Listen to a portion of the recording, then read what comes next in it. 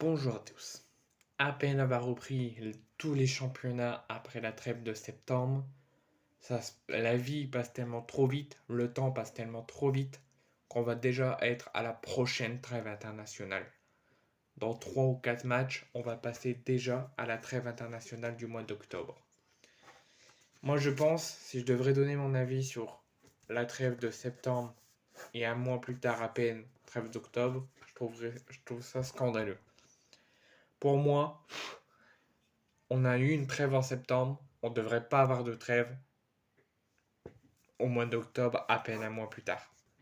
Trop de risques de blessures, trop de risques de fatigue, de perte physique, ça va pas. Donc je demande que si on va avoir une trêve en octobre, on ne fait pas de trêve en septembre. Si on a une trêve en septembre comme cette année, il ne faut pas avoir une trêve en octobre. C'est pas possible. Donc, on va revenir quand même au sujet.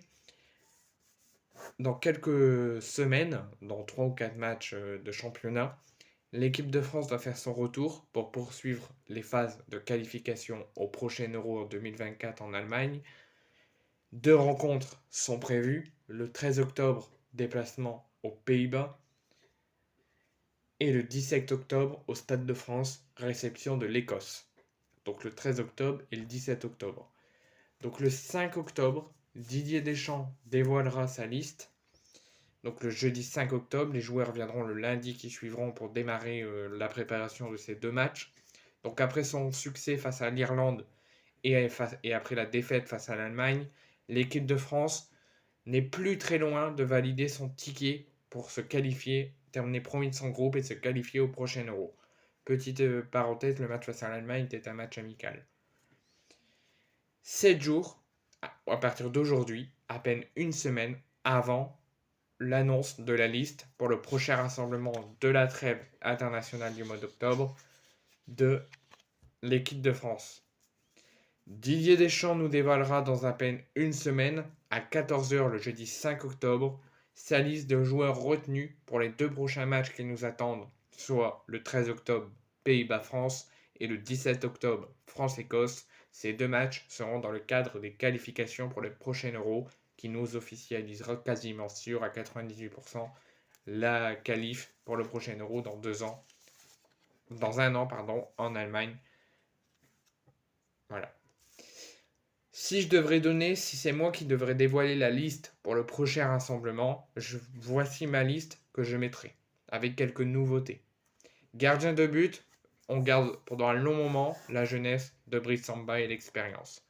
Mike Maignan, et je mettrai Benjamin Lecomte, qui pour moi, depuis son retour à Montpellier, c'est pas excellent, il y a encore des choses à revoir, mais il peut prétendre à une place, parce que je suis désolé, Areola, on en a jusqu'à là. Qu'il soit sélectionné, soit pour qu'il joue pas, ou quand il joue, il fait des matchs assez timides. Lecomte, lui, il fera un très bon match. Donc Samba, Maignan et Lecomte, pour moi, en tant que gardien. Défenseur, je mettrai Théo Hernandez, Upamecano, Jules Koundé, William Saliba, Axel Disassi, Benjamin Pavard et Jonathan Klaus. Il mérite son retour. Milieu de terrain, je remettrai Matteo Kendouzi.